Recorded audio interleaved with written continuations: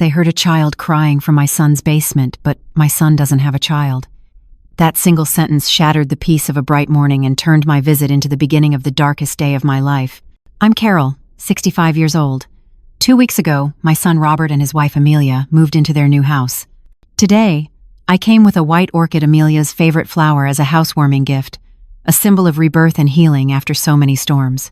The neighborhood looked like a painting of peace: trimmed lawns, a white picket fence still smelling of fresh paint, and the soft hum of sprinklers echoing somewhere in the distance.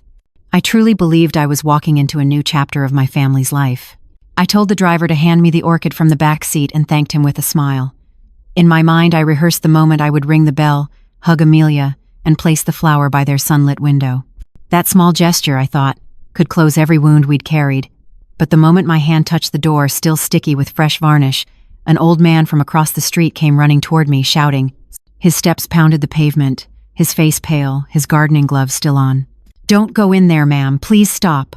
I have to tell you something." I froze. Before I could even answer, blue and red lights silently painted the cream-colored walls of my son's house. A police car stopped in front of the gate. No sirens, just flashing lights that turned the calm suburb into a stage of dread. 2 tall officers stepped out, their faces expressionless, professional, yet tense. The old man, his name, I later learned, was Mr. Henderson, released my arm as if letting go of something burning and pointed straight at my son's house. "I already called you. I swear, I heard a child crying inside that house." One officer turned to me, studying me as though reading every fear hidden beneath my wrinkles. "Ma'am, are you related to the homeowners?" I nodded, confused, my pulse loud in my ears. What on earth was happening? Henderson's voice trembled, urgent. "I'm their neighbor. For days now, I've heard a little one crying at night, quiet but constant. But they don't have kids." At first, I thought I was imagining things. But this morning, the crying sounded desperate. I rang the bell, knocked again and again. No one answered. I was afraid something terrible happened. That's why I called the police. Each word felt heavier than the last. I forced a smile, trying to calm both him and myself. "You must have misheard, sir. Maybe it was a television, or some stray cat." My voice cracked when I added, "My son and his wife don't have children." I said it as an unshakable truth because no one knew their pain better than I did. But just then, from inside the house, came a soft, broken whimper. It wasn't a sound you could confuse with a cat or a TV. It was unmistakable, a child's cry. Everything inside me froze. The blood in my veins turned cold. The orchid pot suddenly felt like a block of stone. The officers exchanged a look and moved swiftly. One spoke into his radio. The other approached the door, knocking firmly. "Police, open up." No answer. The wind rustled the leaves. Silence replied. "Police, open immediately." Again, nothing but that muffled crying, weaker now, terrified. After a few moments, the commanding officer gave a signal. His partner fetched a lock-picking tool from the car. A sharp snap echoed, and the door swung open with a dull creak. One officer drew his weapon and stepped in first. The other stayed by the entrance, alert. Mr. Henderson and I stood paralyzed on the porch. Every second dragged like a century. I could hear my heartbeat, heavy and uneven. Then, from deep inside the house, a voice shouted, "The crying is coming from the basement." The basement. The words struck me like lightning. My grip failed. The pot fell and shattered, soil scattering across the porch. The white orchid, my gift of hope, lay crushed and dirty on the ground. That breaking sound split my world open. Memories flooded back, dragging me into a time long gone. I saw Amelia's face, the gentle daughter-in-law I once called my second child. I remembered how she first came into our lives, shyly hiding behind my son that day he introduced her. Her eyes were warm, her voice soft, her smile capable of melting the loneliness I'd carried as a widow. From that moment, I promised myself I'd love her as my own daughter. I even gave her my mother's jade bracelet on her wedding day, saying, "From today, you are not just Robert's wife, you are my daughter." I believed that promise would protect us from every storm. But today, standing before that freshly painted house with the police entering its dark rooms, I realized something inside that promise had already cracked long ago. The wind brushed against my face, carrying the scent of paint, and something else, fear. Henderson whispered beside me, his voice almost breaking. "This morning, I swear I heard a child screaming, 'Help me!' Then it stopped, suddenly like someone covered its mouth. I couldn't speak. The image of Amelia rocking baby Lily in that old nursery flashed before my eyes. The lullaby she used to hum echoed faintly in my mind, soft, trembling, filled with love. Now, hearing of a crying child in her new home, that same melody felt sinister. My knees trembled. I wanted to believe this was all a misunderstanding, that maybe a lost child had wandered in, that this was something, anything else. The radio on the officer's shoulder crackled. Evidence of long-term occupancy in the basement. I closed my eyes. The words tore through me. I knew the sound of despair. I had lived with it for years. And now, standing there, I could feel it again this time, crawling under my skin, whispering a truth I didn't want to face. Moments later, one of the officers reappeared. His boots thudded against the wooden stairs as he carried something in his arms. It was a little girl barefoot, her nightgown pink but faded, her hair tangled across her face. She wasn't crying. She wasn't even blinking. She just trembled silently, clutching a stuffed rabbit with one torn ear. The sight of her felt unreal, like a nightmare refusing to end. A female officer quickly approached, draping a blanket over the child's shoulders. Her voice wavered beneath a forced calm. "Ma'am, do you recognize this girl?" I stared at the child's face. Dirty cheeks, wide eyes, a small chin trembling. I searched for something familiar, a spark of recognition, anything to make sense of this, but there was nothing. Nothing but fear. I shook my head slowly, my throat dry, my voice gone. Then came the question that sliced through the last of my composure. "Do you know why this child was in your son's house?" I opened my mouth, but no sound came out. I didn't know. I didn't know anything anymore. The ambulance arrived, lights flickering softly as they carried the little girl away. I stood frozen, staring as the vehicle disappeared around the corner, taking with it a truth I wasn't ready to face. And then, as silence returned to that beautiful, cursed house, my phone began to ring. Robert's name flashed on the screen. My fingers trembled as I reached for it. My son's cheerful voice filled the air. "Hey, Mom. Sorry I missed your calls earlier. Are you at the house already?" He sounded happy, relaxed, completely unaware that his world was about to collapse. I took a breath that tasted like ash. "Robert," I whispered, "come home now." He hesitated. "Mom, what's wrong?" My voice cracked. "It's about Amelia." And before I could finish, the front door creaked behind me. The sound made my heart stop because someone was coming in. The door opened slowly, and there she was, Amelia. Her figure appeared in the doorway, framed by afternoon light, her hair neatly tied back, a cream sweater hugging her frame, jeans slightly wrinkled from errands.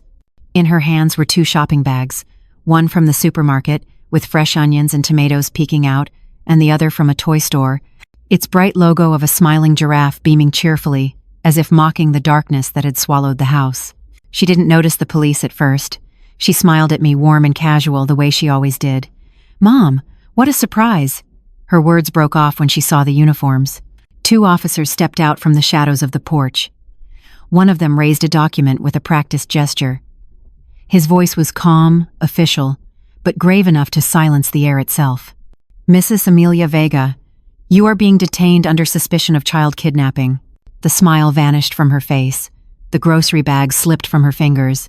The carton of milk burst on the ground, white liquid spreading like an open wound across the concrete. Apples rolled down the steps, one stopping right at my feet, round and red against the gray. For a few seconds, she just stood there, frozen, eyes darting between me and the officers, as if searching for a reality that made sense. "Kidnapping? What are you talking about?" Her voice cracked. "There must be some mistake. She's my friend's daughter. Her mother asked me to watch her for a few days. She had to travel for work." Her voice trembled more with every word, the controlled composure slipping away. She looked at me now, desperate, pleading, eyes wide and glistening. "Mom, tell them! You know me, I would never hurt anyone. Tell them I didn't do anything wrong." I wanted to speak, but my lips wouldn't move. The air felt heavy, poisoned by fear and disbelief. The commanding officer shook his head. "Mrs. Vega, the child's name is Chloe Miller. Her parents reported her missing 2 weeks ago. They did not travel for work. In fact, according to their statement, they do not know you at all." Each word hit like a hammer.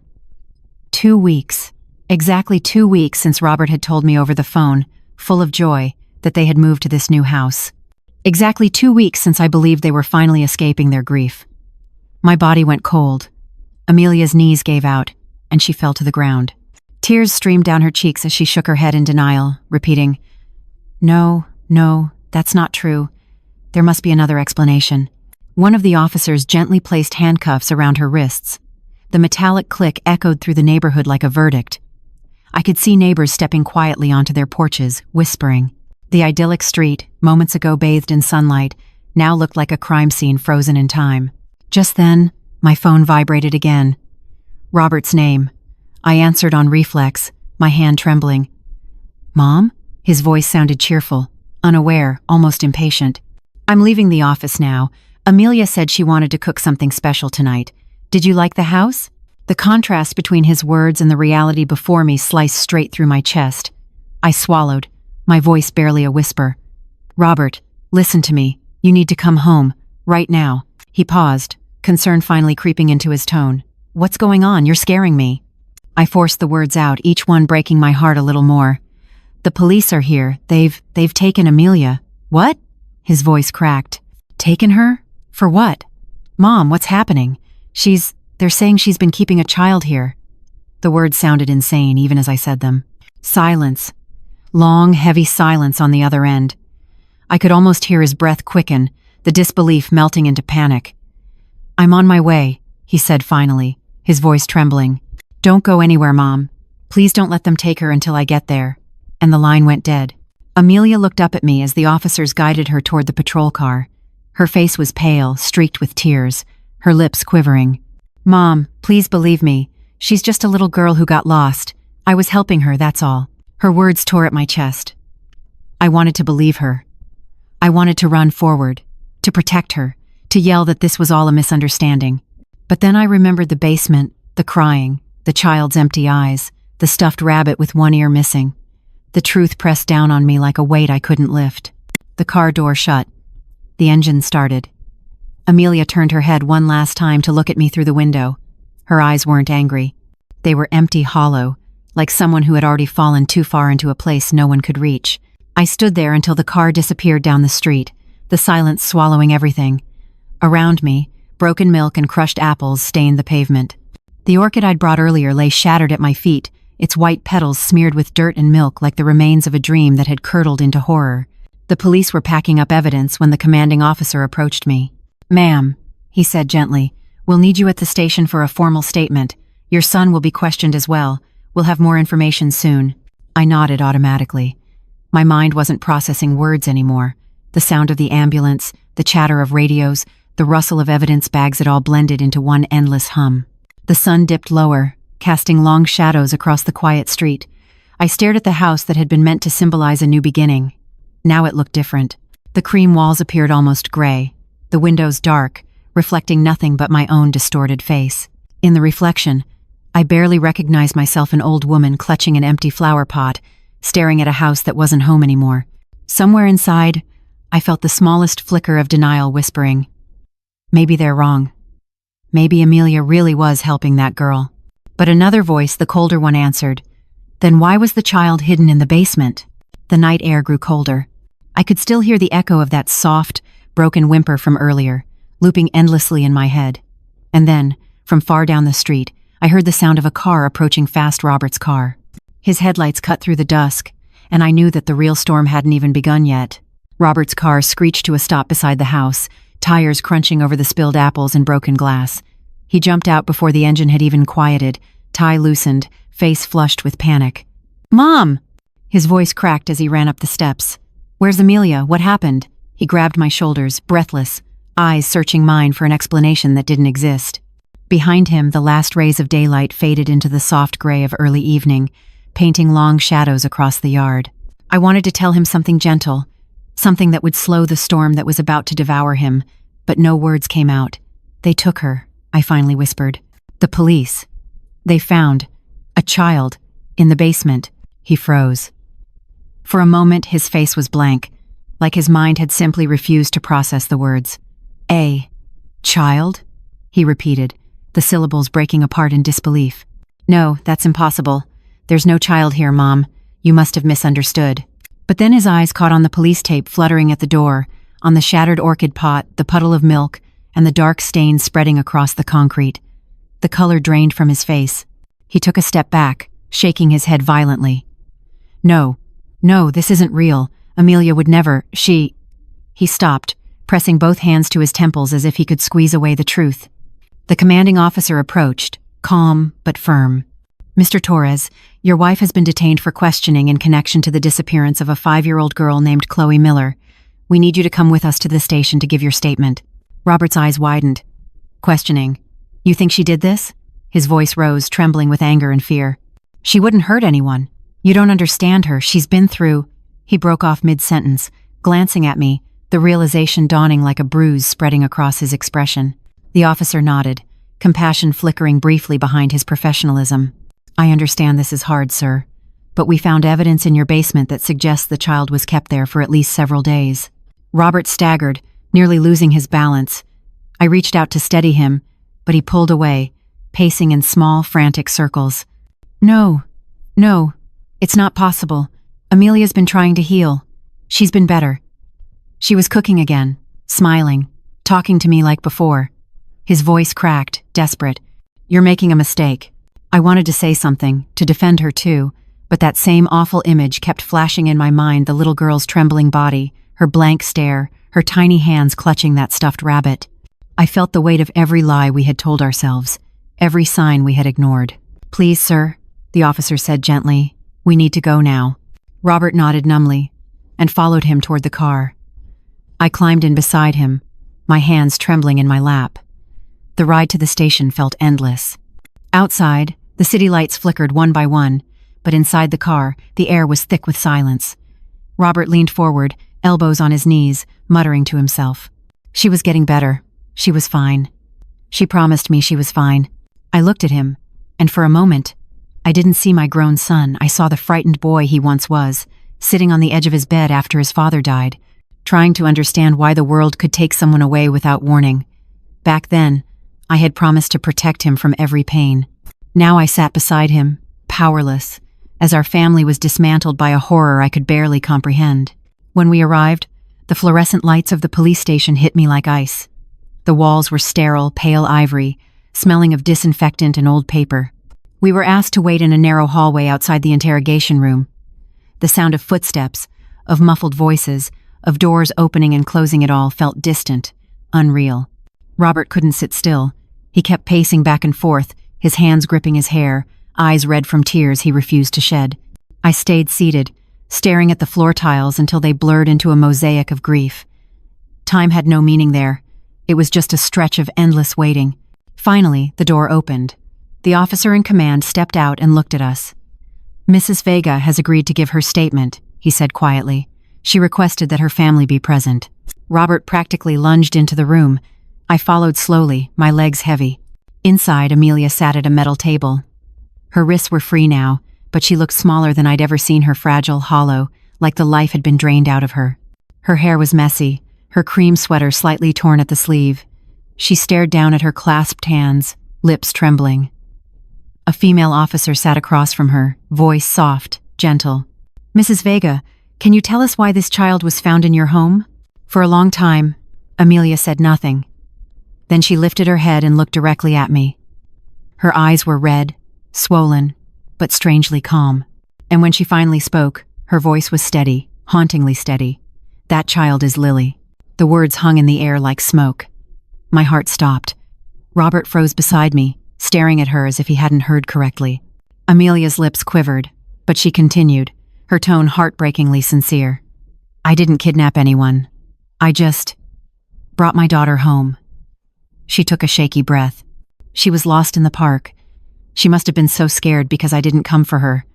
I couldn't let her stay there alone. Her words were soft, almost tender, and for a moment, it felt like time had rewound, like we were back in the nursery again, with her rocking Lily to sleep. But then the truth hit. Lily had been dead for years. I felt the blood drain from my body. Robert made a sound, a strangled, broken sound that wasn't quite a cry, more like his soul had cracked. I reached for his hand. It was ice cold, his shoulders shook, and he buried his face in his palms. I wanted to comfort him, but I couldn't even breathe. Amelia went on, her voice distant, lost somewhere between worlds. "I saw her by the swings. She was wearing the same pink dress I made for her. She looked so small. I knew it was her. I knew it." The room fell completely silent. Even the air felt heavy. The officer across from her lowered her pen slowly. Amelia looked up again, her eyes filled with tears but also with something else. Peace, or maybe madness. "I brought her home," she whispered. "I fed her, sang to her, tucked her in. I'm her mother." I was only doing what a mother should do. The silence that followed was unbearable. Robert stood abruptly, chair scraping harshly against the floor. "Stop," he choked. "Just stop." His voice cracked open, raw with grief. "She's gone, Amelia. Lily's gone." Amelia blinked at him, confusion softening her features. Then, almost childlike, she whispered, "No, she's sleeping. She's right downstairs." Robert turned away, covering his face, sobbing openly now. I could do nothing but watch as the officers exchanged glances of pity and helplessness. In that moment, I realized something that pierced me deeper than any accusation or truth could. Amelia wasn't lying. Not in her mind. In her broken, grief-twisted heart, she truly believed she had brought her little girl back home. And as the officers led her away for psychiatric evaluation, I sat frozen in that cold white room, clutching my son's shaking hand, while the words, "That child is Lily," kept echoing in my head like a curse that would never stop. Outside, the night had fully fallen, but it felt darker inside me than it ever had before, and deep down, I knew this was only the beginning of the reckoning. Morning came gray and heavy, but I barely noticed. The world outside the station windows looked drained of color. Cars moved like shadows, people like echoes. Robert sat beside me in the waiting area, still wearing the same suit from yesterday, now wrinkled and lifeless. His eyes were swollen, his voice gone. Across from us, a therapist with kind eyes and a folder full of notes joined us quietly. "Mrs. Torres," she began softly. "We spoke with the little girl, Chloe Miller. She's safe now." She told us what happened. My chest tightened. Robert lifted his head slowly, bracing himself. The therapist continued, choosing her words carefully, her voice trembling slightly. "Chloe said she met your daughter-in-law in Central Park 2 weeks ago, Mrs. Vega approached her near the playground slide, offered her a lollipop, and told her she was going to buy her a doll prettier than the one she had." The therapist paused, looking down at her notes, as if even reading them hurt. "Chloe remembers that after finishing the candy, she got very sleepy. When she woke up, she was in a dark basement. Mrs. Vega told her that her parents were far away for work, and that from now on she, Amelia, would take care of her." Robert's breathing turned shallow. He whispered, No, she wouldn't." But his words faded, hollow. The therapist looked at us, her eyes gentle. "Amelia never hurt her. She fed her, bathed her, read her stories. Every night she sang lullabies, the same one you mentioned, Mrs. Torres, the same one she used to sing to Lily." The sound of that name broke something inside me. I pressed my hands against my face, tears spilling uncontrollably. I saw Amelia again, in Lily's old nursery, brushing her baby's hair, whispering the same song through trembling lips. She had repeated that love but to a stranger's child because her mind refused to accept loss. Robert sat frozen, staring at nothing, his hands clenched so tightly that his knuckles turned white. "It's my fault," he whispered. "All of it." I turned toward him. "No, Robert." But he cut me off, voice trembling. "I left her alone, Mom. Every day. I told myself she was fine. That therapy would fix her. I saw the signs. I just didn't want to believe them." He looked at me then, eyes red and hollow. "I failed her. I failed both of them." The therapist stayed silent, giving him the space to break. Her eyes glistened too, not with judgment, but with understanding, the kind that comes from seeing too many people lost in grief's labyrinth. "Sometimes," she said softly, "love doesn't disappear when someone dies. It twists itself around the pain, tries to rebuild what it lost. But the mind doesn't always know the difference between love and delusion." Her words hung in the air, quiet and devastating. I realized then that Amelia hadn't been a monster she had been drowning, reaching for her child's ghost until it became real in her eyes. Hours passed before an officer escorted us to the courthouse for the preliminary hearing. The city outside moved as usual, people drinking coffee, buses groaning through traffic, a child laughing on the corner, and it felt obscene that the world could keep turning while ours had stopped. The courtroom was carved from dark wood, the air cold and sterile. Reporters whispered, pens scratching, cameras flashing like lightning behind clouds. Robert sat beside me, his hands trembling. When Amelia was let in, the room went silent. She wore the beige uniform of detainees, too big for her small frame. Her hair was shorter now, uneven, as if someone had cut it quickly without care. Her eyes, once full of warmth, were distant, empty, like the sea after a storm. She didn't look at anyone, not the judge, not the lawyers, not even us. When her name was read aloud, Amelia Vega, charged with child abduction, her expression didn't change. It was as if her body was there, but her soul had gone somewhere far away, where time no longer moved. The prosecutor spoke first, presenting evidence: the toys, the clothes, the food, the basement mattress. His words were sharp, clinical, meant to build a cage of facts. But then the defense lawyer stood, a middle-aged man with tired eyes, holding a file of medical records. His voice was low, careful. "Your Honor, my client is not a criminal. She is a mother who lost herself inside her grief. The child was never harmed. In her mind, she believed she had found her own daughter again." He handed over Amelia's psychiatric evaluations. The judge read in silence while the courtroom held its breath.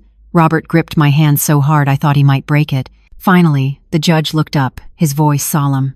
After reviewing all evidence and considering the psychological state of the defendant, the court sentences Mrs.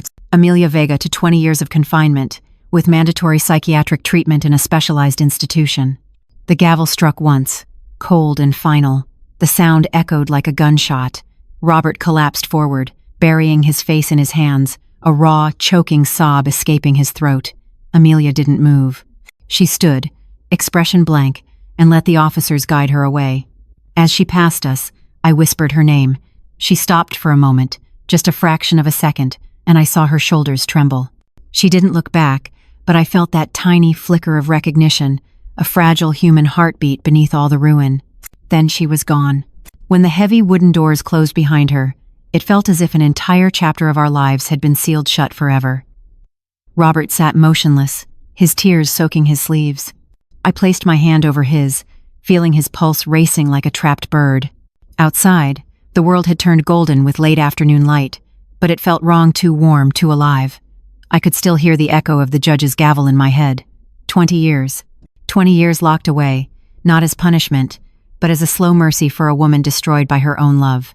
Robert's voice broke the silence. "She doesn't deserve prison." "No," I said quietly, "but sometimes the mind becomes its own cell, long before any judge declares it so." We stood together on the courthouse steps as the sun set behind the city, casting long, solemn shadows. And in that dying light, I knew that the real sentence wasn't Amelia's. It was ours. We would live the rest of our lives trying to forgive ourselves for never hearing the cries beneath the lullabies. The weeks after the trial passed, like blurred pages in a book I no longer wanted to read. Every morning I woke expecting to hear Amelia's gentle laugh, or Lily's small footsteps running through memory, but there was only silence. Robert stopped going to work for a while. He'd sit by the window for hours, staring at the street outside as if expecting someone to appear and tell him it had all been a mistake. I didn't push him. I knew some wounds can't be rushed into healing, they have to be carried until they stop cutting. One evening, as autumn leaves began to fall, Robert turned to me suddenly. His voice was quiet, but resolute. "Mom, I'm selling the house." I didn't ask which one. I knew. The place where Amelia had tried to rebuild her life had become a mausoleum of everything we'd lost. "Good," I said softly. "No one should live with ghosts." A month later, he moved back into my old family home. The house that had once been too quiet for me now came alive again with the small, familiar sounds of life, the kettle whistling, the turning of a newspaper page, the soft rhythm of footsteps in the hallway. For years I'd prayed for my son to come home, but I never imagined it would happen like this. Robert changed. He stopped talking about work promotions and deadlines. He began cooking simple meals, sometimes terrible ones, but he tried. One evening, I walked into the kitchen to find him wearing my old apron, holding my recipe notebook, frowning in concentration over a pot of clam chowder. "You used to make this for her," he said without looking up. The soup was far too salty, almost inedible, but I ate every spoonful, because love when it tries is enough. Slowly, we built a fragile peace. We ate dinner together every night. We talked about ordinary things, the weather, my garden, the neighbor's dog, because normal was all we had left to cling to. And in those quiet dinners, I began to see something change in him. The heaviness in his eyes softened. The bitterness that had defined his voice began to fade. One Sunday morning he said, "Mom, you should visit Amelia." The words hung in the air, trembling. He looked at me, his voice steady but fragile. "I can't do it yet, but she needs someone. You were always her anchor." The next day, I packed a basket with food, chicken soup, warm bread, and the sweet potato biscuits she used to love, and took the long drive to the rehabilitation center. It was far from the city, surrounded by fields and tall trees swaying in the wind. The place didn't look like a prison. It looked like a quiet hospital for broken hearts. When I saw her, I almost didn't recognize her. Amelia was sitting on a bench in the garden, under a vine of purple bougainvillea. Her hair had grown longer again, brushed and pinned neatly behind her ears. Her skin had color now, faint but alive. When she noticed me, she smiled small, hesitant, but real. "Mom," she whispered. I sat beside her, placing the basket between us. "I brought your favorite," I said, opening the container. The smell of chicken soup drifted through the crisp air. She inhaled deeply, eyes closing for a moment, then smiled again. "It smells like home," she said quietly. We ate together in silence. Birds chirped in the distance, and for a brief, fragile moment, it felt like the world was forgiving us. After a while, she spoke again, voice trembling. "Mom, lately I don't hear Lily crying anymore." She looked up, her eyes distant but calm. Maybe she's forgiven me." Something inside me broke and healed all at once. I reached for her hand, thin, pale, trembling, and held it tightly. "Lily was never angry with you, Amelia," I said softly. "She just wants you to live. She wants her mother to be at peace." Amelia's lips quivered. Tears gathered in her eyes, and one rolled down her cheek, then another. She leaned into me like a child, resting her head on my shoulder, sobbing quietly. "I miss her every day." "I know," I whispered, my own tears falling. "But missing someone isn't the same as dying with them. It means they're still here inside us. And maybe that's how love survives what life destroys." We stayed that way for a long time, mother and daughter, not by blood but by pain and forgiveness. The sun slowly dipped behind the trees, painting the garden gold. And for the first time since the nightmare began, I felt a flicker of warmth that wasn't grief. It was something gentler, like grace. On my way back, I asked the driver to stop by the cemetery. The late afternoon light was soft, turning every headstone into a silhouette of peace. I knelt in front of Lily's small grave, placing a bouquet of white chrysanthemums, the same kind I used to decorate her nursery. I lit a candle, watching the flame flicker against the wind. "Your mom is learning to forgive herself," I whispered, "and your dad is home again.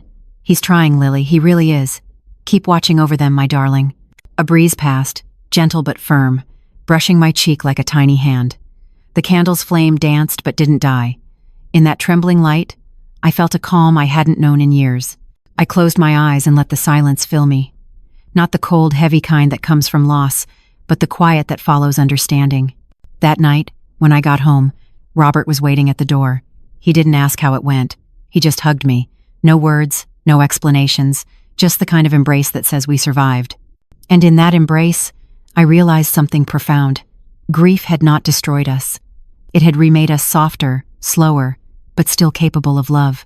Sometimes life doesn't give happy endings, it gives second chances disguised as scars. And in those scars, we find the proof that even after the worst pain, there can still be light if we dare to open our eyes again. As I turned off the kitchen light that night, I thought I heard it again, a faint sound outside the window, not a cry this time, but laughter. Light, fleeting, like the echo of a child playing somewhere far away, and for the first time in years, I smiled. Winter arrived quietly, without ceremony. Just a soft drizzle and the smell of wet earth that crept into every corner of the house. It had been nearly a year since that day, the day the police found Chloe, the day Amelia's voice broke reality in two. Time hadn't healed everything, but it had dulled the sharpest edges. The scars were still there, but they no longer bled when touched. Robert and I had built a life again, not the same one as before, but one stitched together from the remnants of love, loss, and silence. Every morning he would leave for work at exactly 7:30, and I'd stand at the window watching his car disappear down the hill. At 5 o'clock sharp, he'd return, his shoes carrying traces of the world outside, his voice softer than it used to be. We never spoke much about the past, but I could see it in his eyes. Some memories are like ghosts. You don't need to mention them for them to stay. Amelia wrote letters every month from the treatment center. Her handwriting was small and careful, her words thoughtful, as if she were learning how to speak the language of the living again. She talked about the garden she helped tend, about the group therapy sessions, about how sometimes she still dreamed of Lily, but now the dreams were peaceful. "She doesn't cry anymore," she wrote once. "She smiles. Sometimes she waves goodbye. That sentence made me cry for an entire night. I kept all her letters in a wooden box beside my bed, tied together with a pale ribbon. Robert never asked to read them, but I noticed him looking at the box sometimes, his expression unreadable. He carried his guilt in silence, the way men of his kind do, quietly, heavily, like a secret oath.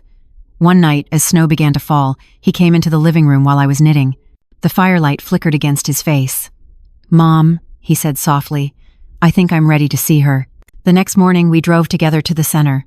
The road stretched endlessly between bare winter trees, their branches black and thin against a sky the color of cold steel. Robert didn't speak for the entire drive. His hands gripped the steering wheel so tightly that his knuckles turned pale. I placed my hand over his wrist once, just for a second.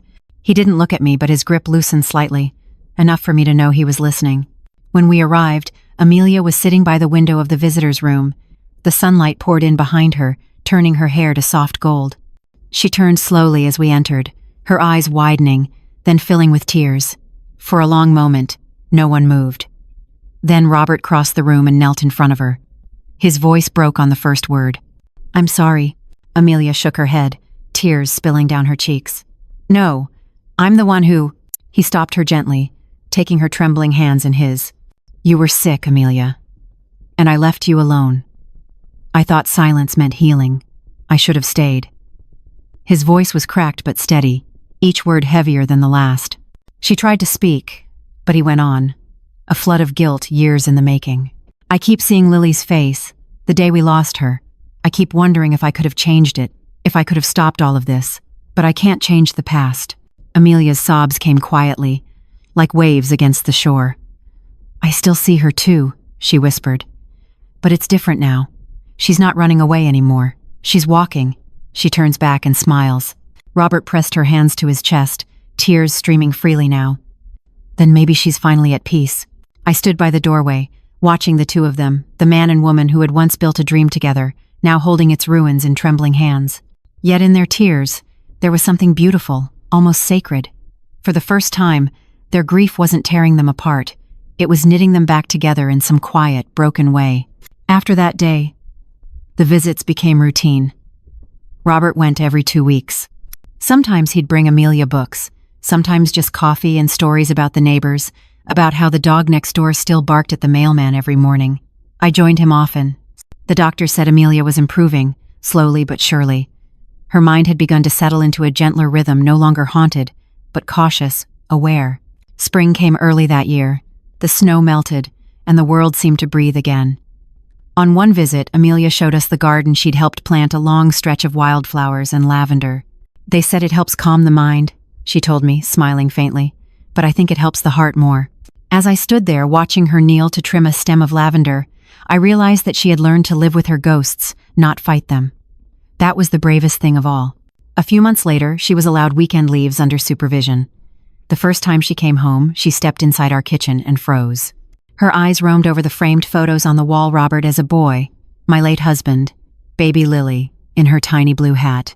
Tears welled up again, but this time they were different, not sharp with pain, but soft with memory. She turned to Robert. "It smells like home," she said again, the same words she'd spoken in the garden months before. That night, we ate together for the first time in years. The three of us, a family remade from loss.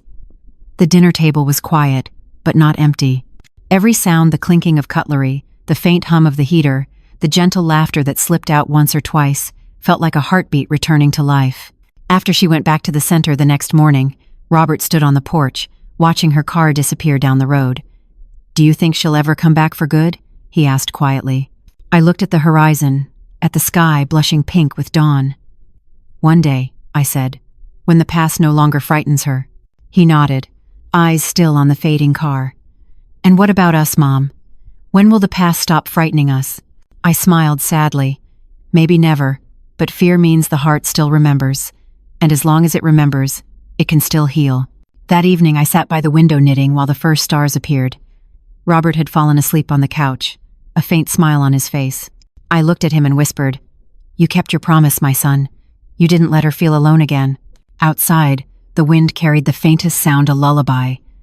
Or maybe it was only the echo of my memory playing tricks.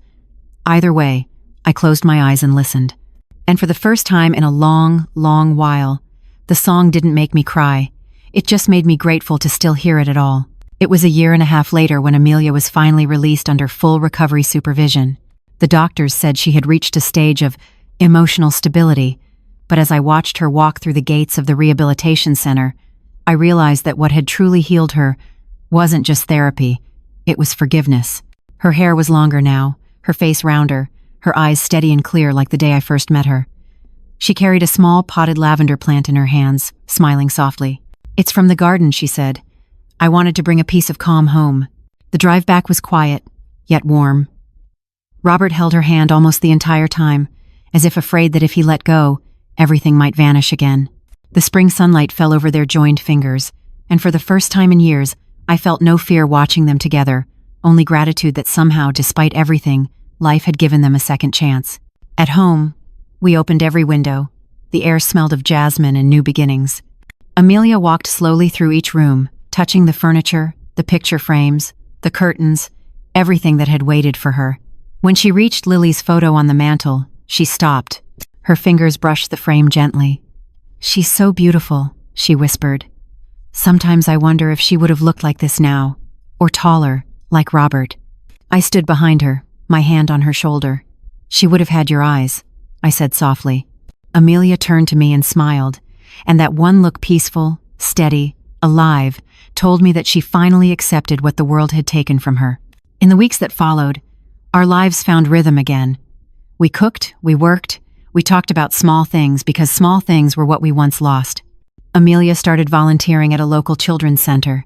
She read stories to orphans on weekends, her voice soft and melodic, her smile patient. One afternoon she told me, "When I read to them, I don't see ghosts anymore. I just see kids who deserve to be loved." Those words made my heart ache and heal at the same time. Robert, too, had changed. He wasn't the driven man obsessed with success anymore. He left the corporate firm and began working for a nonprofit that built homes for low-income families. He said it helped him feel useful again, like he was putting something good back into a world that had taken too much.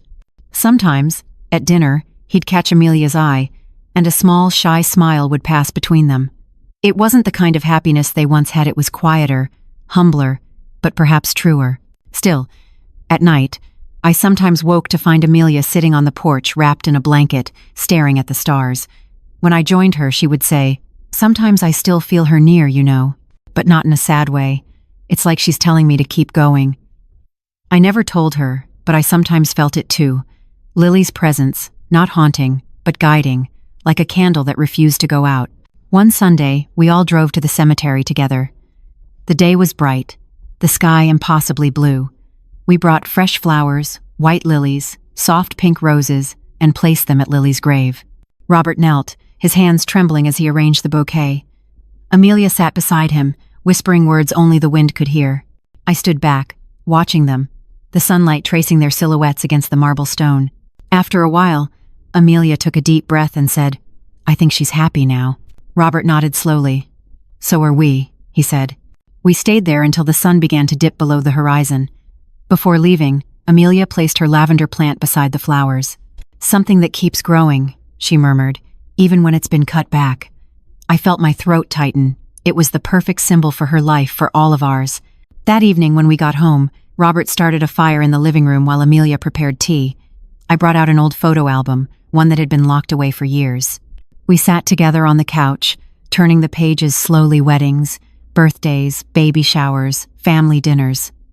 At first we cried quietly, then we laughed through the tears. Each photo was like a bridge between pain and love, between what was lost and what still remained. As the clock ticked past midnight, Amelia closed the album gently. "Mom," she said, her voice trembling slightly, "thank you for not giving up on me." I reached for her hand. A mother never gives up on her children.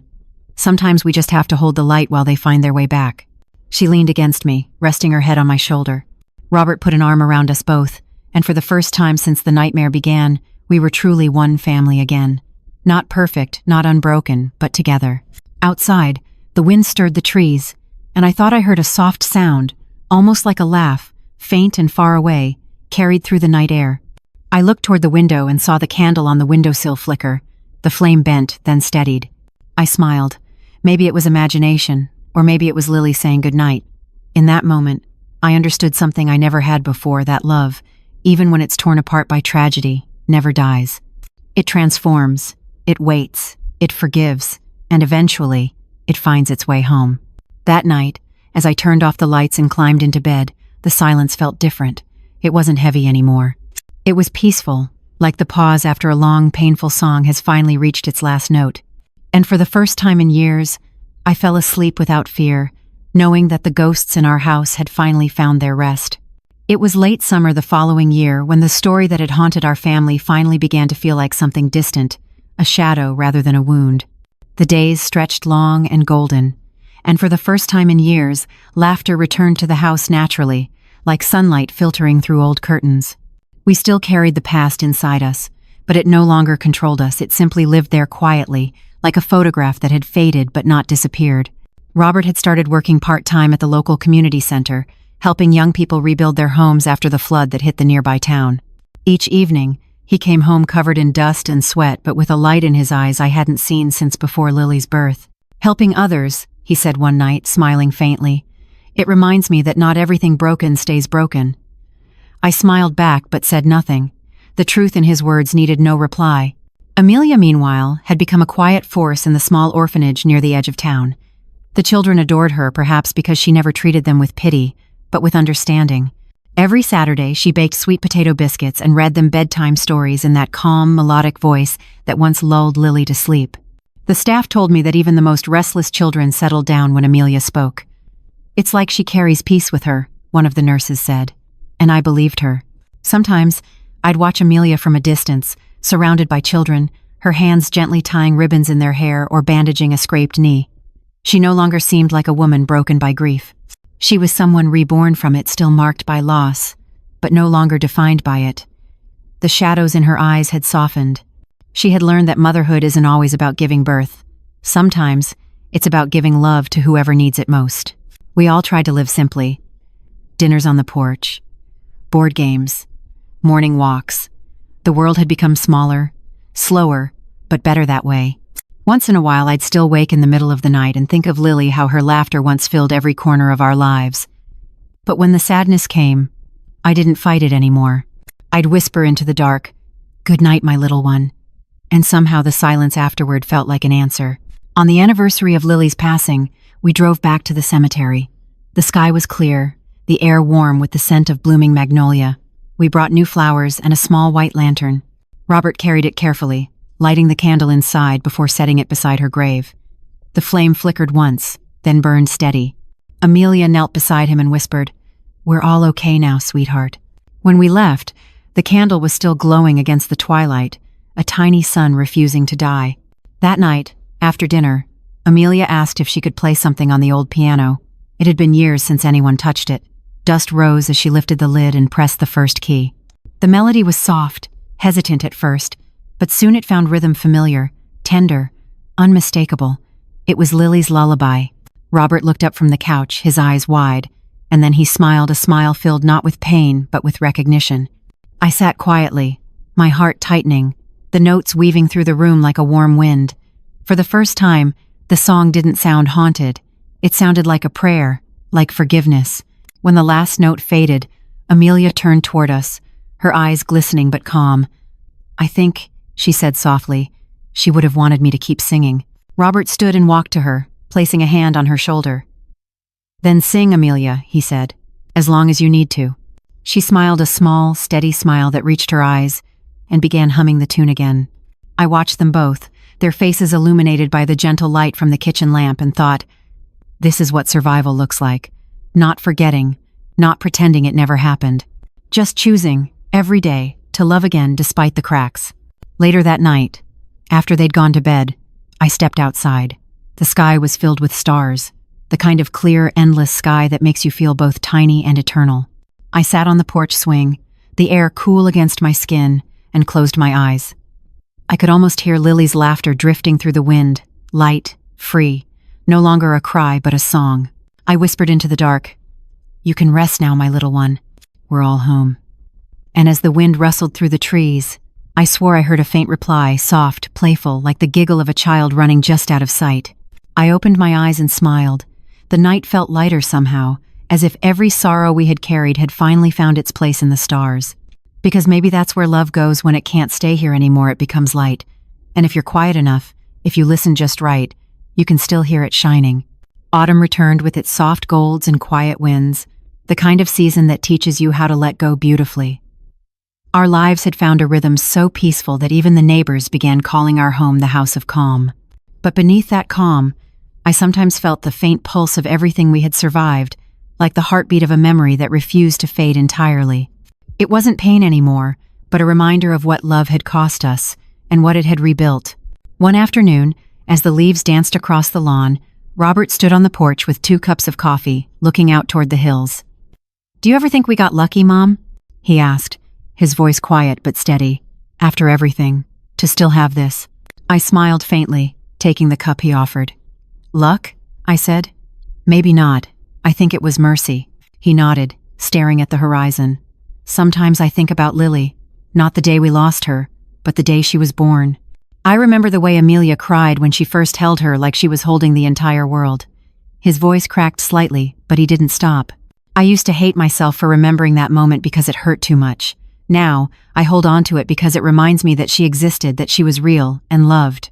I put my hand over his. "Love doesn't die, Robert. It just changes shape until we can carry it again." That evening, Amelia joined us on the porch, wrapped in a shawl. She had just come home from the orphanage, her cheeks flushed from the cool air. "The kids asked me today if heaven has birthdays," she said with a soft laugh. "I told them I think it does, just quieter ones." Robert chuckled.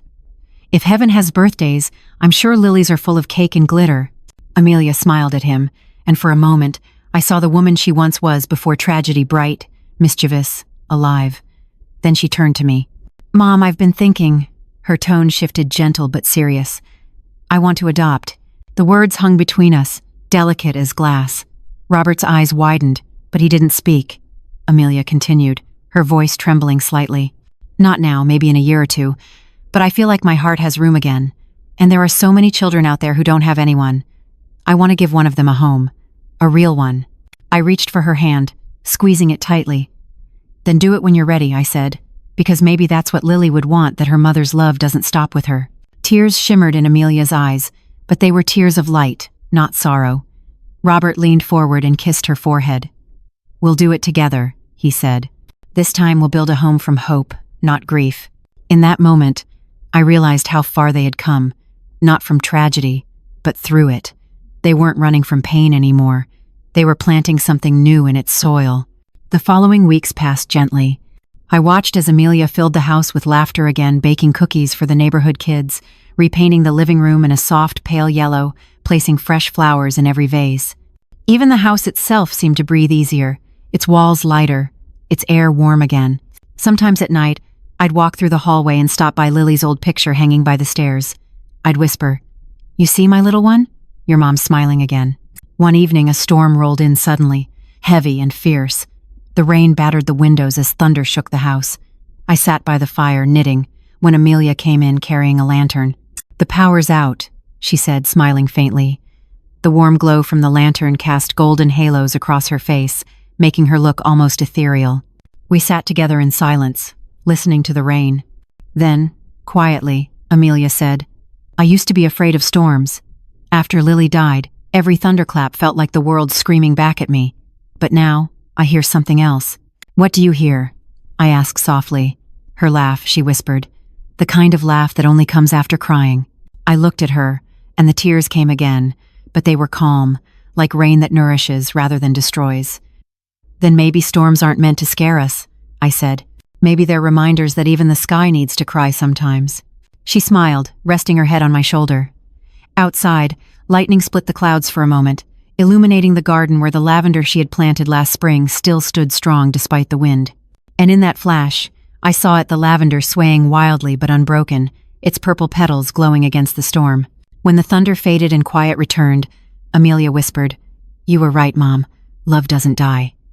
"No," I said, watching the last raindrops slide down the glass. "It just waits to be found again." Later that night, as we blew out the lantern and the house fell back into darkness, I lay awake listening to the distant drip of water from the gutters and the gentle rhythm of their breathing in the next room. And somewhere in the spaces between those sounds, I thought I heard a faint giggle, the same sweet sound that had once echoed through this house years ago. It wasn't haunting, it was a blessing. I closed my eyes and smiled. Because maybe that's what healing truly is, not forgetting what broke you, but learning to live with its echo until it sounds like music. Winter returned quietly, blanketing the town in a thin layer of white, and for the first time in years, the snow didn't feel cold. It felt like a promise that even after everything freezes, spring will always come back. Life had settled into something steady, gentle, and real. Our home had stopped being a place of memories and become a place of living again. Yet one evening, as I sat by the fire watching the snow fall, I realized something profound. Survival isn't the end of a story. It's the beginning of a new one. Amelia had been teaching art to the children at the orphanage. Her drawings, once filled with heavy, dark shades, were now bright skies, flowers, small smiling faces. "They're not just my students," she told me once, smiling as she wiped her paint-covered hands on a towel. "They're my teachers too. They remind me what innocence looks like." Every week she'd bring one of their paintings home and hang it in the hallway. Little by little, the walls that once held silence were now full of colors made by children's hands. Robert had grown quieter but wiser. He was still helping families rebuild after disasters, but now he also mentored young fathers who had lost children. He told them what he had learned the hardest way possible. That grief is not an enemy, it's proof you once loved deeply. "Pain doesn't make us weak," he told one man during a visit. "It just makes us human." I watched him from a distance that day, and I felt a deep pride only a mother can understand. He had turned his suffering into something that helped others breathe again. Every Sunday we still visited Lily's grave. Amelia always brought flowers, sometimes daisies, sometimes lavender, sometimes whatever the children at the orphanage had picked for her that week. She never cried anymore, but she always knelt in silence for a few minutes, her lips moving in a prayer too private for me to hear. I never asked what she said.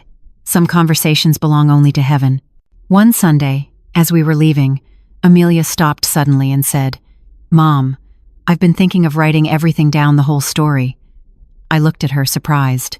"Why?" I asked. "Because maybe someone out there is living what I lived," she said softly. "And maybe if they hear it, they'll ask for help sooner than I did." Her voice trembled, but there was conviction in her eyes. I don't want my pain to be wasted. The following months, Amelia began to write. Page by page, she poured out her truth, the love, the loss, the madness, the healing. She didn't hide the ugly parts. She told it all with brutal honesty, and when she finished, she called it The Cry from the Basement. I'll never forget the night she handed me the first printed copy. The cover showed a single white orchid in a cracked pot, the same flower I had dropped that day outside her door. I ran my fingers over the title, tears filling my eyes. "This will help people," I whispered. She nodded. "That's all I want." The book was published quietly, without publicity or noise, but somehow it found its way into the world. Readers began writing letters, women, mothers, widows, people who said Amelia's story saved them from the brink. Some said they finally understood their own pain. Others said they had called their families after years of silence. The story that had once destroyed us was now healing others. One evening, I walked past Amelia's room and found her sitting by the window, holding one of those letters. She looked up and smiled.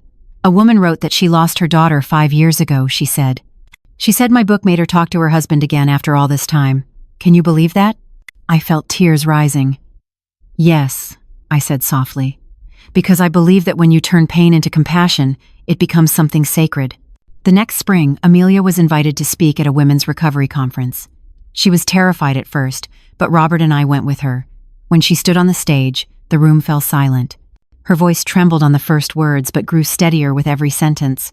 She spoke about grief not as something to conquer but as something to understand. "You can't outlive pain," she said, "but you can outlove it." The applause that followed was thunderous. I cried quietly in my seat, my heart full of pride and awe. My daughter-in-law, the woman once broken beyond recognition, was standing in front of hundreds of people, giving them hope. Months passed. Life moved, gently but firmly forward. The orphanage named its new garden Lily's Meadow. Every flower there was planted by a child who had lost something, and every time Amelia watered it, she whispered a thank you to the past for teaching her how to nurture the present. Sometimes, in the evenings, she and Robert sat on the porch with me, watching the sunset paint the sky gold. One evening she said, "Do you ever think she sees us, Mom?" "Lily?" I looked at the horizon, at the fading orange light. I don't think she just sees us, I said softly. I think she's part of this light. Every time it touches us, that's her. Amelia smiled faintly, her eyes glistening. Then she's everywhere. The wind picked up, rustling the leaves, and for a moment, I could swear I heard it again, the faintest giggle, the sound of a child's joy floating in the air. I closed my eyes, letting the sound wash over me. The years of sorrow, the silence, the guilt, they all dissolved into that single note of laughter. I turned to Amelia and Robert. Do you hear it? I asked. Robert smiled. Always. That night, after they went to bed, I sat alone by the window, looking out at the stars. The world was quiet again, but not the kind of quiet that hurts. It was the quiet of peace, the kind that comes after you've faced every storm and still found beauty in the wreckage. And as the candle on the table burned low, I whispered to the darkness, We made it, Lily. We're finally home. Outside, a soft wind passed through the lavender in the garden, carrying its scent through the open window. It smelled of life, of forgiveness, of everything that still remains when love refuses to die. Years have passed since that winter night when I whispered to Lily through the open window. Seasons have changed, our hair has turned gray, and yet every morning, sunlight still spills into our kitchen like forgiveness that never runs out. Life didn't return to what it once was. It became something deeper, softer, and wiser. Some scars never fade, but they stop hurting when you learn to see them as proof that you lived, that you loved fiercely, and that you survived what was meant to destroy you. Amelia's book traveled farther than any of us imagined. It was translated into several languages, shared in hospitals, shelters, and even prisons. Therapists began using it as a tool to help grieving parents. One review said, It's not just a story about loss, it's a map out of darkness. When I read that line, I wept, because it was true. What began as a cry in a basement had become a light that reached thousands of broken hearts. Robert still works with community programs, often alongside Amelia now. Together, they've started a small foundation called Lily's Hands. It provides art therapy and trauma counseling for families who have lost children.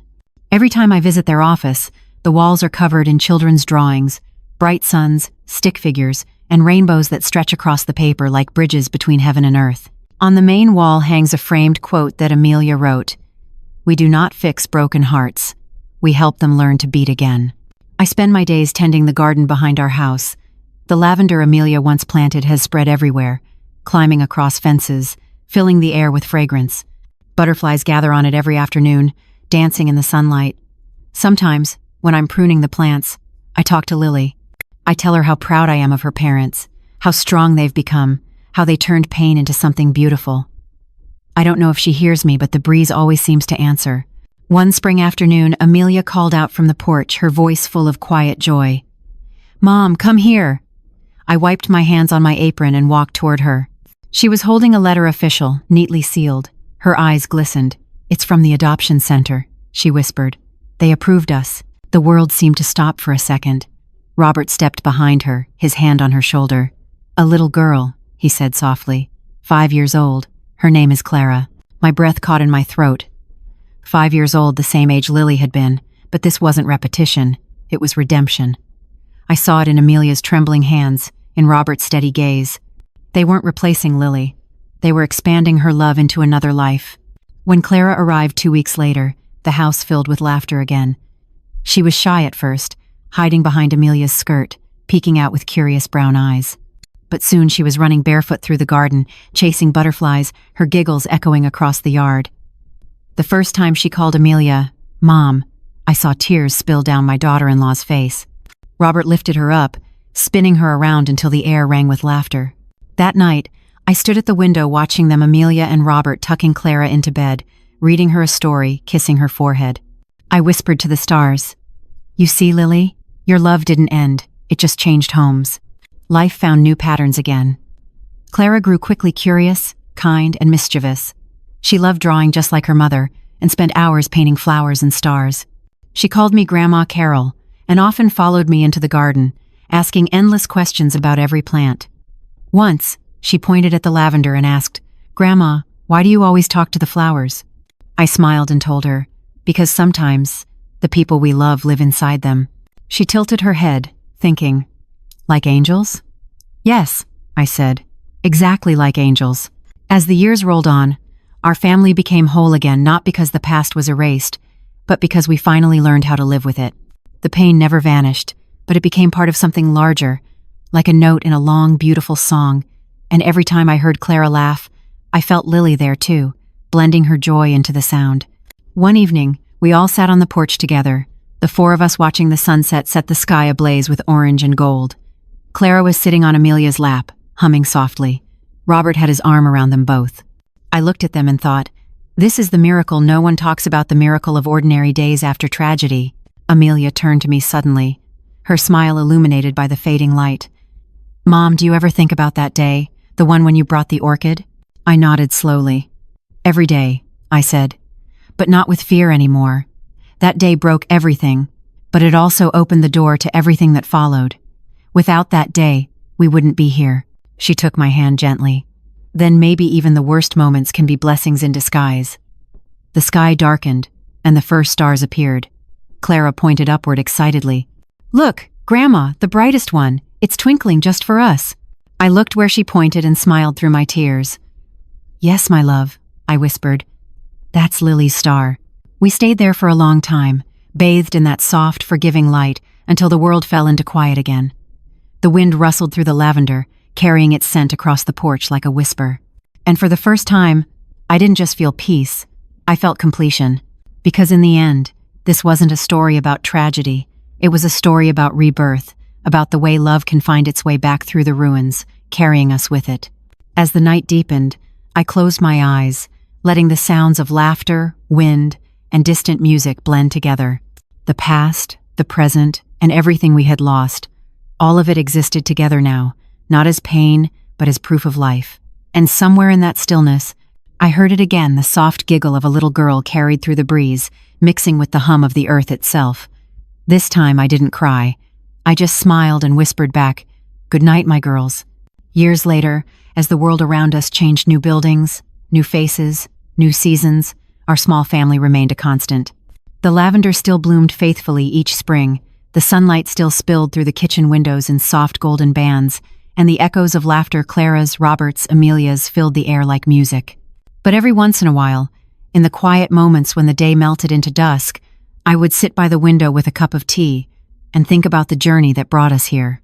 It never stopped amazing me how something that began in tragedy could end in grace. Life has a way of folding pain into purpose, of turning even the darkest cry into a lullaby for someone else's healing. I saw it every day, in Amelia's eyes no longer haunted, but shining with quiet strength.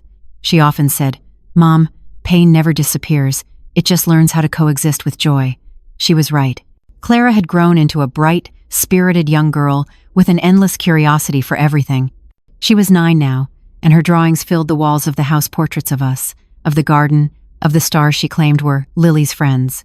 Sometimes she would sit beside Amelia in the evenings, drawing side by side, both lost in their own gentle silence.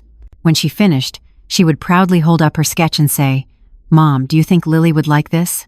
And every time Amelia would smile, brush her hair back, and whisper, "I know she would." Robert still worked with the foundation, traveling to communities that had suffered loss.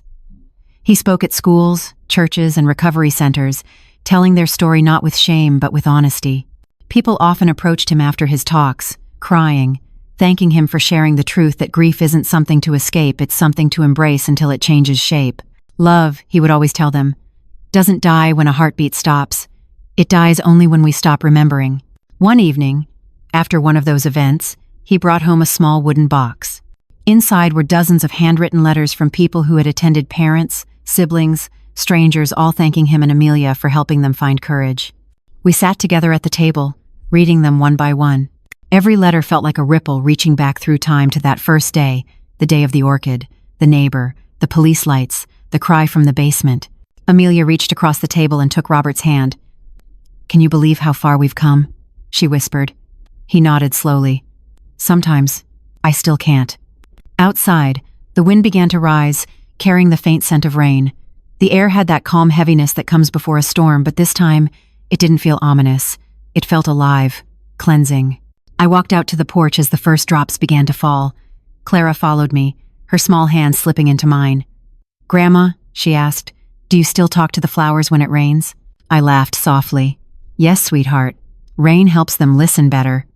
She giggled, tilting her face up to feel the drops on her cheeks. Then can we tell them thank you? For taking care of Lily? I swallowed the lump in my throat and nodded. Yes, my love, let's. Together we whispered our thank yous into the wind. The lavender swayed, the petals glistening under the rain, as if bowing in reply.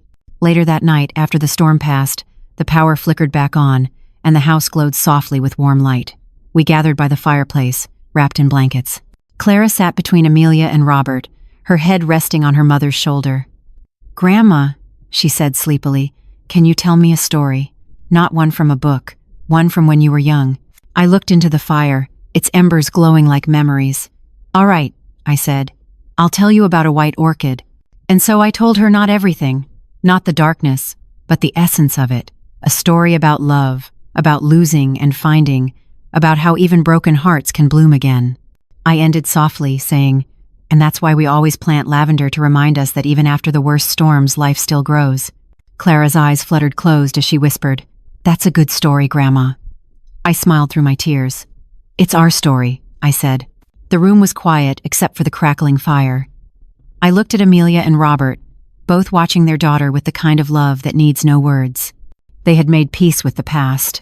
They had turned their pain into purpose. And in that moment, surrounded by warmth and silence, I understood something I'd never been able to before, that forgiveness is not about letting go of the past, but about making peace with the part of yourself that still remembers. As the clock struck midnight, I stepped out once more onto the porch. The moon hung low, pale and luminous. The garden shimmered with raindrops, and the scent of lavender filled the air. Somewhere in the distance, I thought I heard a child's laughter, faint, fleeting, and full of life. I closed my eyes and whispered, "Thank you, Lily, for teaching us how to live again." The wind stirred the flowers, and for just a second, the petals seemed to dance. Then all was still again, peaceful, eternal. And in that stillness, I finally knew this was the end of our suffering, but not the end of our story. Because love, once born, never dies. It simply changes form and waits for us in every bloom, every sunrise, every quiet breath that reminds us we are still here. The years continued to unfold gently, as if the universe itself had decided that our family had endured enough storms. By the time Clara turned 16, the world around us seemed bathed in light again, warm, steady, and kind. She was everything Lily might have become: bright, compassionate, endlessly curious about life. Watching her grow was like watching time give us a second chance, one we didn't ask for but had somehow earned through survival. One quiet evening, Clara sat with me in the garden while the last traces of sunlight stretched across the lavender fields.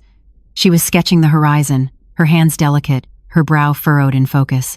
"Grandma," she said suddenly without looking up, "Mom told me you once found an orchid on the ground, a broken one. Why did you keep it?" Her question stopped me for a moment. I glanced at the far end of the garden, where the white orchid still bloomed in a small clay pot, fragile but alive, reborn from the very one that had shattered years ago. "Because, sweetheart," I said softly, "some things that break aren't meant to be thrown away. They're meant to be nurtured back to life, just like people." She smiled, still drawing, and said, "Then I think that's what you did for all of us." Her voice carried a maturity far beyond her years. It made my chest tighten with both pride and gratitude. Inside the house, Amelia was preparing dinner while Robert set the table. I could hear their laughter through the open window, the gentle, unguarded laughter of two people who had finally made peace with life. It was strange how normal everything felt now, and yet how sacred that normalcy had become. As night fell, Clara brought her sketch inside. It showed 3 generations of our family, me in the garden, Amelia and Robert by the porch, and Lily as a faint outline above us, a translucent figure watching over. "I didn't mean for her to look sad," Clara said shyly. "I just wanted her to look peaceful." I took the drawing in my trembling hands. "She looks exactly the way she should," I whispered, "peaceful and proud." That weekend marked the 10th anniversary of Lily's Hands Foundation. The community center was filled with families, volunteers, and children whose laughter echoed through the halls. Amelia stood on the stage giving a speech. Her voice was steady, strong. "We started this foundation out of loss," she said, "but we continue it out of love. Every child we help, every family we comfort, is proof that light can be born even from the darkest night." The crowd applauded, some crying openly. I sat in the front row beside Robert and Clara, tears slipping down my cheeks. In that moment, I realized that what once began as tragedy had transformed into legacy. Our pain had become a bridge for others to cross their own storms. After the ceremony, a young woman approached Amelia, thin, pale, her eyes full of tears. She held her baby tightly in her arms. "I just wanted to say thank you," she said softly. "Last year, I lost my husband and didn't think I could go on. Your book, your story, it saved me. You gave me hope when I thought there was none." Amelia took her hands, tears glistening in her own eyes. "You saved yourself," she replied. "All I did was show you that healing is possible." I watched them embrace, and something inside me, something I didn't even realize was still broken, finally healed. For years, I had prayed for a sign that everything we endured had meaning, and here it was, standing right in front of me, proof that even suffering, when met with courage, could become an act of love. That night, back home, we gathered around the dining table. The room glowed softly under the warm light. Dinner was simple roasted vegetables, warm bread, and Amelia's favorite soup, but to me, it tasted like peace. Clara raised her glass of sparkling cider. "To Lily," she said proudly. Robert and Amelia exchanged a look, both smiling through tears. I lifted my glass and whispered, "To Lily, and to love that never dies." As we drank, the wind brushed gently against the window panes. Outside, the lavender swayed in the moonlight, the same way it had for years. The world seemed to breathe with us, to acknowledge the quiet truth that had carried us this far, that grief never leaves, but it changes shape until it becomes something gentle enough to hold. Later that night, I stepped out to the porch one last time before bed. The stars glittered above like tiny candles. The air was cool and sweet with the scent of flowers.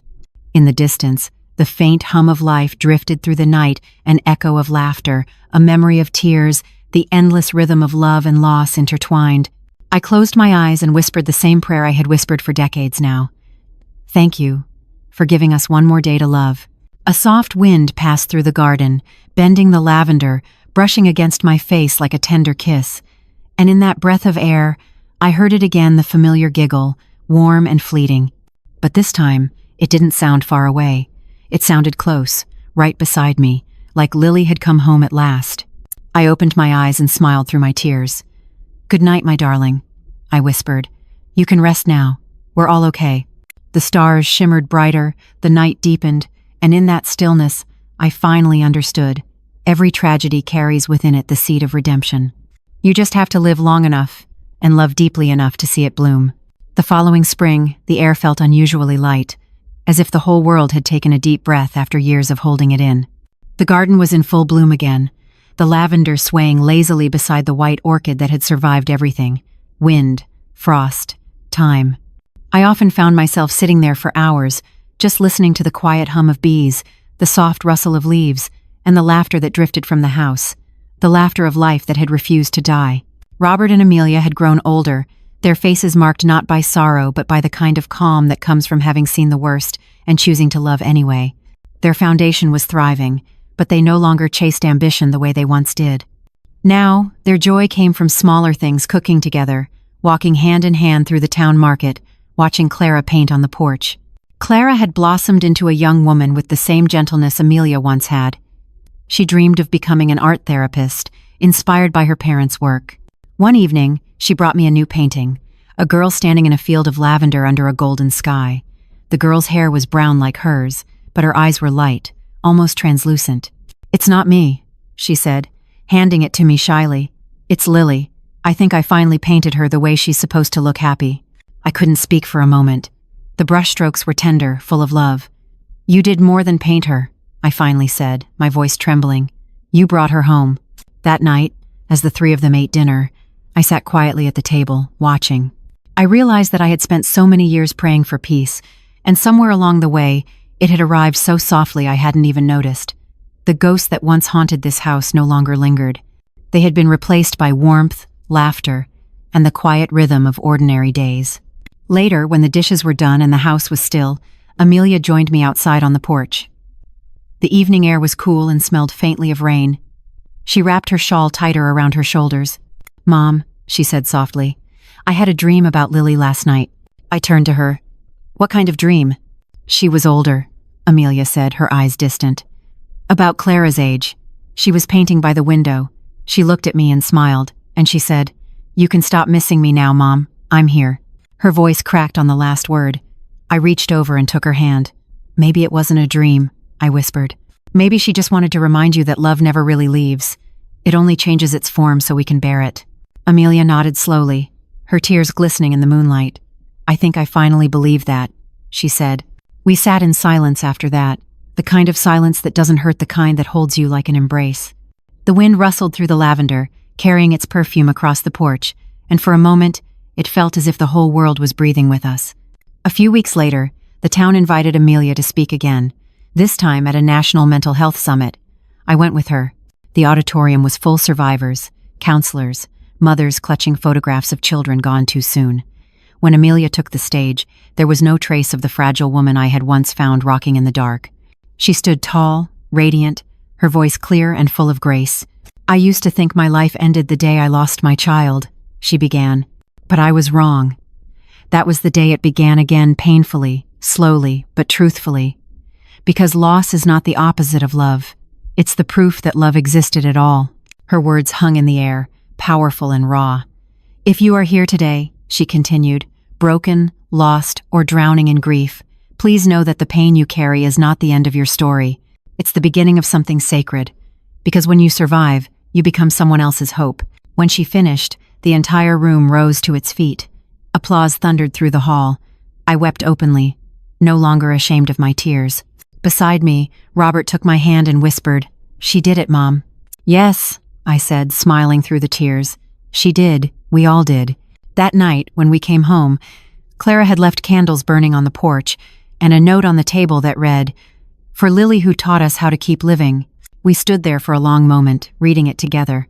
The candle flames danced softly in the breeze, casting golden halos of light that flickered like tiny spirits. Amelia leaned her head on Robert's shoulder. "She's home," she whispered, and I knew she was right. Not in heaven, not in some distant realm, but right here, in the love that filled every corner of our home, in every act of kindness that had rippled outward from our pain. As the candles burned low and the night deepened, I thought about everything we had endured, the cry from the basement, the broken orchid, the long road back to forgiveness, and I finally understood. Tragedy had not destroyed us. It had purified us. It had taken everything unnecessary and left only what was real. When I went to bed that night, I left the window open. The wind carried in the scent of lavender and something else, something softer, sweeter. Maybe the laughter of angels, or maybe just the sound of life moving on. Either way, I smiled. Because love, once tested by fire, never fades. It glows quietly, like a candle that refuses to die. And in that glow, I whispered my final prayer before sleep. Thank you, Lily, for teaching us not how to mourn, but how to live. It has been more than 20 years since that day, the day when the police lights flashed red and blue against a house that no longer stands. Time has turned everything that once bled into memory, and memory itself into something gentle, like a hand on the shoulder of the past. I am an old woman now, my hair silver, my hands marked with the lines of every season I have lived. Yet when I walk through the garden each morning, I still feel the same quiet pulse beneath the earth, the rhythm of life that never stopped, even when ours did. The lavender still grows wildly, spilling over the stones. The orchid still blooms each spring, stubborn and bright. Robert and Amelia are gray around the temples now. Their foundation, Lily's hands, has spread far beyond our small town. Thousands of families have walked through their doors grieving, healing, finding their way back to light. And Clara, our once shy little girl, is now a woman with her own small art studio by the coast. She paints the sky in colors I didn't know existed. Every canvas she makes feels like an answer to a prayer I whispered years ago when I thought hope was gone. Sometimes when I visit her, she takes my hand and says, "Grandma, you taught us what love really means, not to hold on to people, but to hold on to kindness." I smile and tell her it wasn't me. It was life itself that taught us, through loss, through pain, through forgiveness, because every sorrow carries a hidden gift, waiting for the moment we are brave enough to open it. On quiet afternoons, Amelia joins me in the garden. She kneels beside the lavender, trimming its stems carefully, her face calm and radiant. The scar of her past remains, but it no longer defines her, it softens her. Robert still brings her tea at the same hour every day, calling her sunshine, as he always did. When they look at each other, I see what love truly is.